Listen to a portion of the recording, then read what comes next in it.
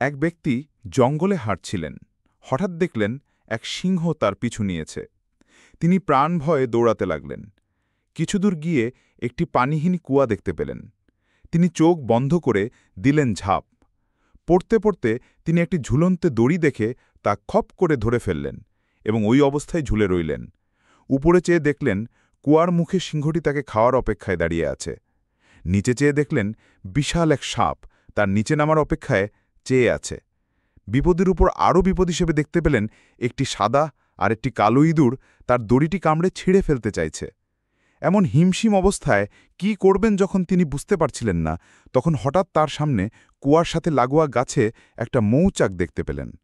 তিনি কি মনে করে সেই মৌচাকের মধুতে আঙ্গুল ডুবিয়ে তা চেটে দেখলেন। সেই মধুর মিষ্টতা এতই বেশি ছিল যে তিনি কিছু মুহূর্তের জন্য উপরের গর্জনরত সিংহ, নিচের হাঁ করে থাকা সাপ আর দড়ি কাটা ইঁদুরদের কথা ভুলে গেলেন। ফলে তার বিপদ অবিসম্ভাবী হয়ে দাঁড়াল।